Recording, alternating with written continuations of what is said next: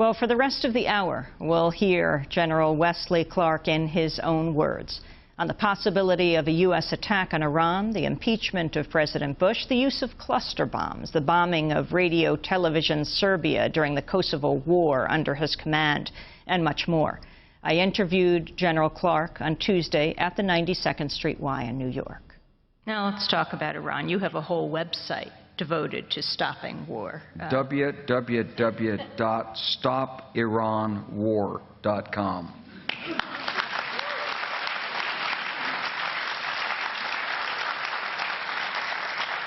Do you see a replay of what happened in the lead-up to the war with Iraq? The allegations of the weapons of mass destruction, the media leaping on to the bandwagon? Well, in a way, but you know, history doesn't repeat itself exactly twice. What I did warn about when I testified in front of Congress in 2002, I said, if you want to worry about a state, it shouldn't be Iraq, it should be Iran. But this government, our administration, wanted to worry about Iraq, not Iran. I knew why, because I'd been through the Pentagon right after 9/11. About 10 days after 9/11, I went through the Pentagon and I saw Secretary Rumsfeld and Deputy Secretary Wolfowitz. I went downstairs just to say hello to some of the people on the Joint Staff who had used to work for me. And one of the generals called me in. He said, "Sir, you got to come in. You got to come in and talk to me a second." I said, "Well, you're too busy." He said, "No." He says, "We've made the decision. We're going to war with Iraq." This was on or about the 20th of September. I said, "We're going to war with Iraq. Why?" He said, "I don't know." He said, "I guess they don't know what else to do." So I said, "Well, did they find some information connecting Saddam to al-Qaeda?" He said, No. He says, "There's nothing new that way. They just made the decision to go to war with Iraq."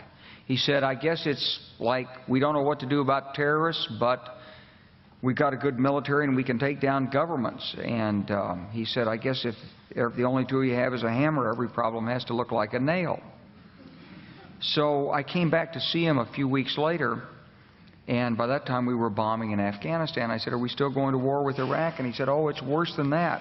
He said, he reached over on his desk, he picked up a piece of paper, and he said, I just got this down from upstairs," meaning the Secretary of Defense's office today, and he said, "This is a memo that describes how we're going to take out 7 countries in 5 years, starting with Iraq and then Syria, Lebanon, Libya, Somalia, Sudan, and finishing off Iran."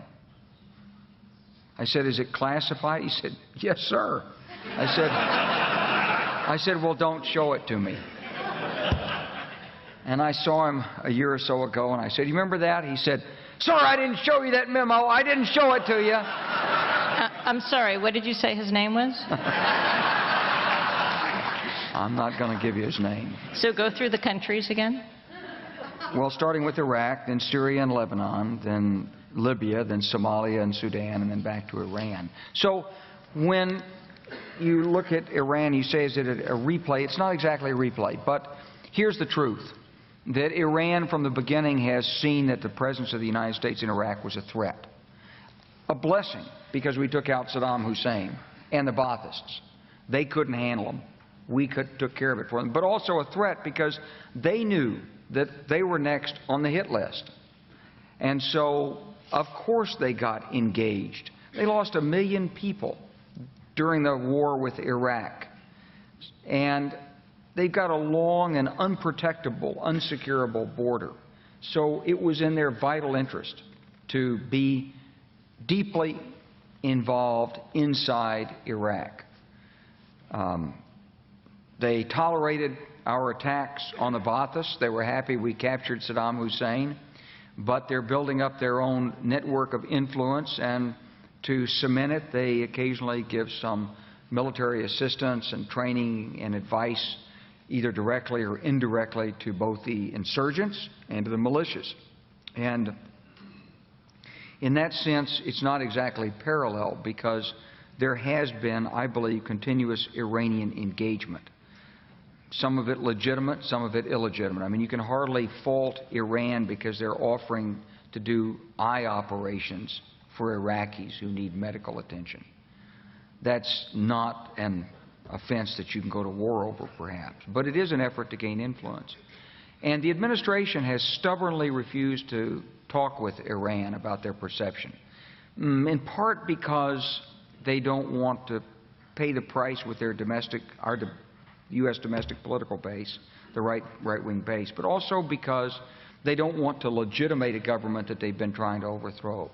If you were Iran, you'd probably believe that you were mostly already at war with the United States anyway, since we've asserted that their government needs regime change. So, and we've asked Congress to appropriate $75 million to do it, and we are supporting terrorist groups, apparently, who are infiltrating and blowing up things inside Iran.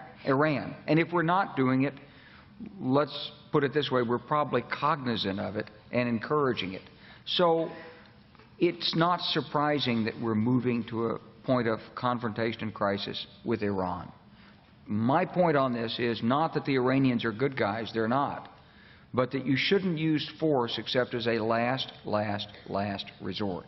There is a military option, but it's a bad one.